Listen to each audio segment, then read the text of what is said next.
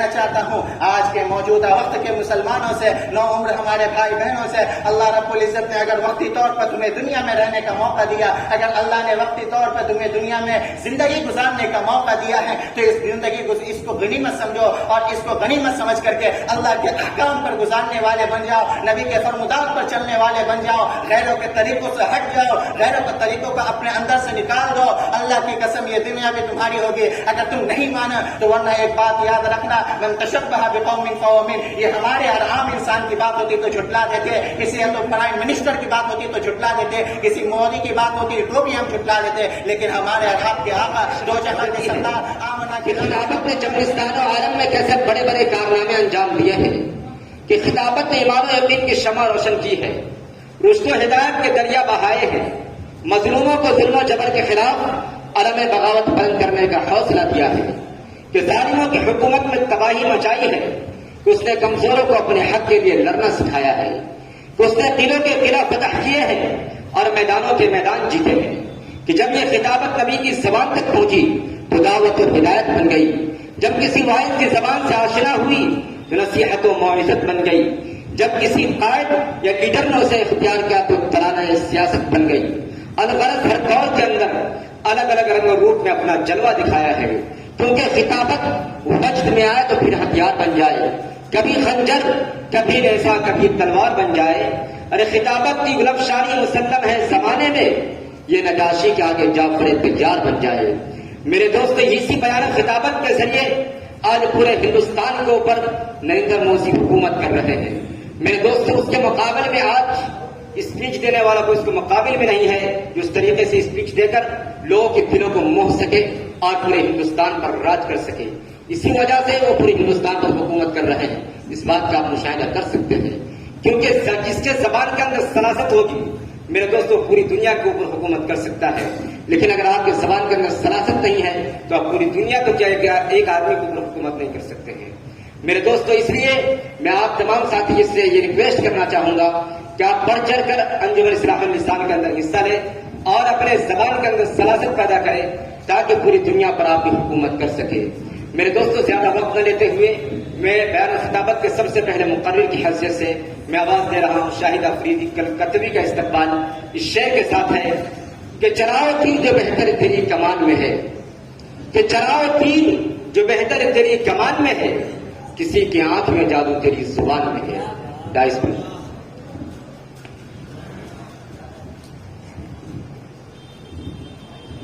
السلام علیکم ورحمۃ اللہ وبرکاتہ۔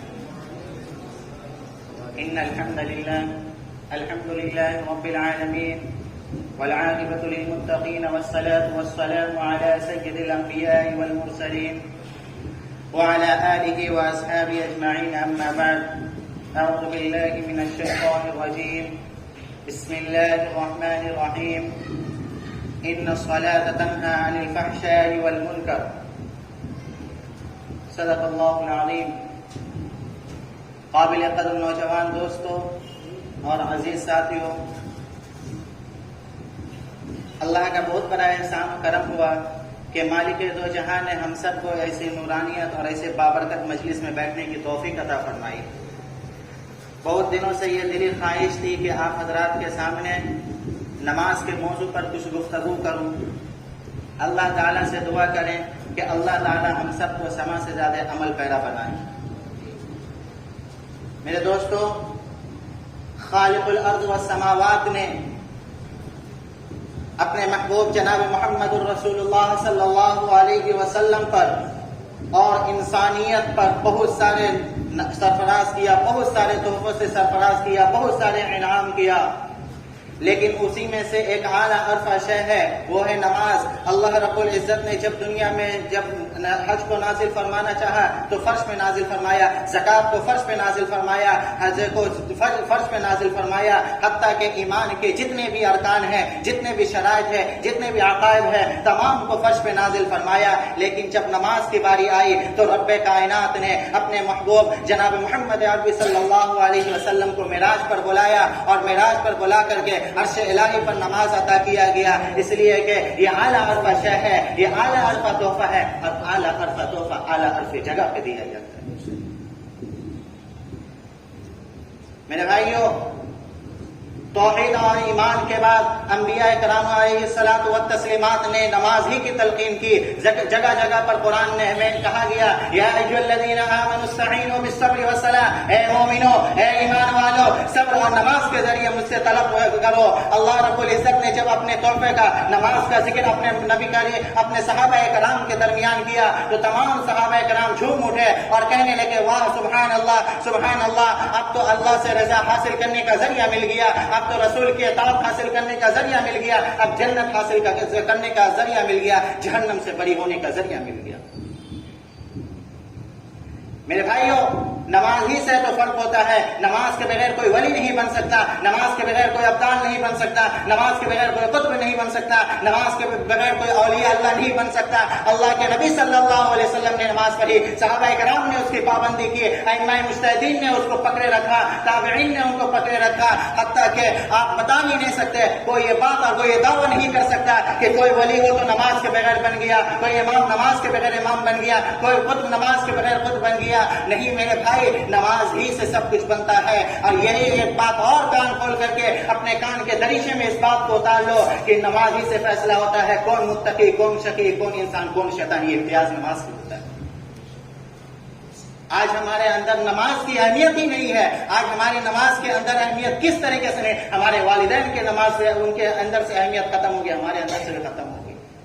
بچہ نماز نہ پڑھے تو کوئی رنجش نہیں، ماتھے پر کوئی تو رنج نہیں، لیکن جب فیل آ جائے تو اتنا راتوں کی نیند بھی اڑ گئے، دن کے تو وہ کھانا بھی چل گیا، سب کچھ اڑ گیا. اللہ کی قسم آج ہمارے اندر اہمیت جو ختم ہوئی، سب سے واحد اور ایک چیز یہ ہے کہ ہمارے اندر کبر بھر چکا ہے. اللہ رب العزت فرماتے ہیں، اللہ رب العزت فرماتے ہیں کبر میری ہے تو میری صفت ہے، اس کو مت اختیار کرو. اے انسان، تو تیرا دنیا میں آنا تعجب کی بات نہیں ہے، انوکھی کی بات نہیں ہے. تیرے جیسے بہت آئے، تکبر کرنے والا فرعون آیا، اللہ نے بین السماوات والارض معلق کر دیا، نہ تو زمین قبول کی نہ آسمان قبول کیا. تکبر کرنے والا نمرود آیا، اللہ نے پوری دنیا کی حکومت اس کے ہاتھ میں سونپی تھی. سورج جدھر سے نکلتا ہے، مشرق سے لے کر مغرب تک، شمال سے لے کر جنوب تک، اللہ نے پوری دنیا کی حکومت اس کے ہاتھ میں سونپی تھی.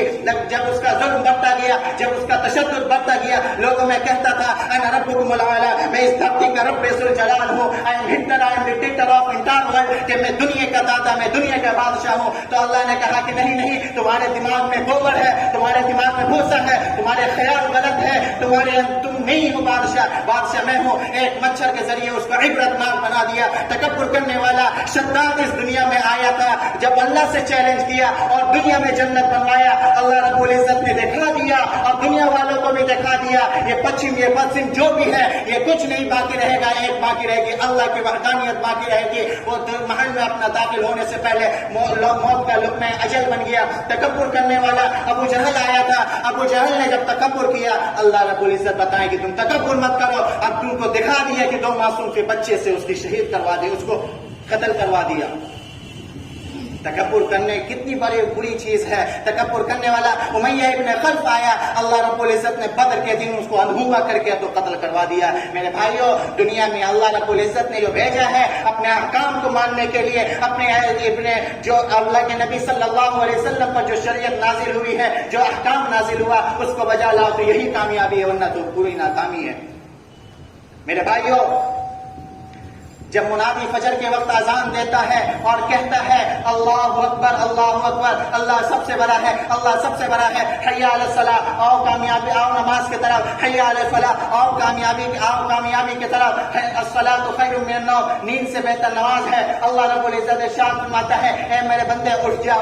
نماز پڑھ لے، میرے مسجد میں آ جا، میرے پاک گھر میں آ جا. جب بندہ اٹھتا ہے اور مسجد کی طرف بڑھتا ہے تو اللہ رب العزت ارشاد فرماتے ہیں اے میرے بندے ابھی مسجد، کیونکہ مسجد پاک جگہ ہے، پہلے تو اپنے ہاتھ کو دھو لے، ہو سکتا ہے اس سے گناہ ہوا ہو، اپنے پہلے منہ کو دھو لے، ہو سکتا ہے تیرے آنکھ نے گناہ کیا ہو، تیرے زبان نے گناہ کیا ہو، تیرے کان نے گناہ کیا ہو، تیرے ناک نے گناہ کیا ہو، اپنے پیر کو دھو لے، ہو سکتا ہے کہ یہ پیر تیرے کو گناہ تک لے کے گیا ہو. تو خدا کی قسم تو ظاہر کو پاک کر، باطن کو پاک کر دے گی. جب بندہ نماز وضو بنا کر کے نماز کے لیے کھڑا ہوتا ہے اور کہتا ہے اللہ اکبر، تو اللہ رب العزت فرشتوں پہ فخر کرتے ہوئے دیکھو میرے بندے، اس نے میری بڑائی کی، میری کبریائی کی. پھر جب بندہ کہتا ہے الحمدللہ رب العالمین، تمام خالق کائنات کی تمام تعریف اس خالق کائنات کی، تمام ذات اسی ہے، اسی کی پوری دنیا ہے، وہی چلانے والا ہے، اللہ رب العزت فرشتوں پہ فخر کر کے کہتا ہے کہ دیکھو اس میرے بندے نے میری تعریف کی، سب سو رہا ہے لیکن اس نے اٹھ کر کے میری تعریف کی۔ اللہ رب العزت فرماتے ہیں کہ آپ دیکھیں تمہارے عقائد کیا ہے، وہ آگے بڑھتا کہتا ہے ایاک نعبد و ایاک نستعین،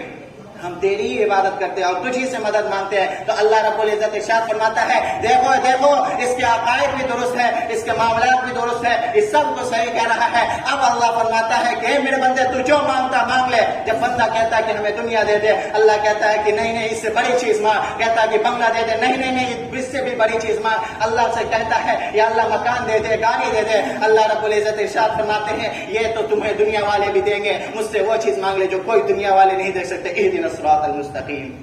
کہ ہمیں سیدھا راستے کی ہدایت دے دے۔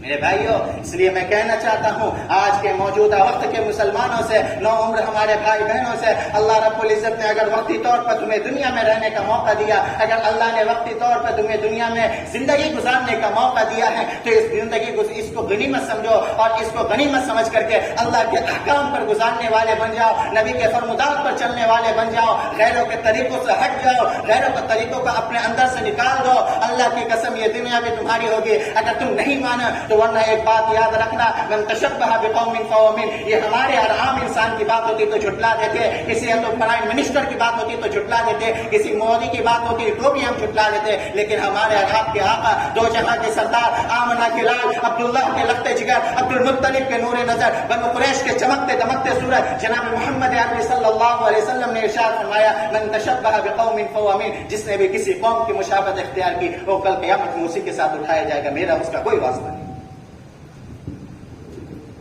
میرے بھائیو یہی نہیں، میں بغیر حوالے کی بات نہیں کرتا، یہی مشکات شریف رکھی ہوئی ہے صفحہ نمبر 58 میں، آدھے صفحہ کے نیچے دیکھیں اس میں لکھا ہوا ہے بین العبد و بین الکفر ترک الصلاۃ، کہ بندے اور کفر کے درمیان پھر نماز کا فرق کرنا ہے۔ اور ہم یہی سعودی عرب کے مفتی اعظم وہ اپنی کتاب میں لکھتے ہیں کہ جس نے بھی اپنے آفس جانے کے لیے صبح 7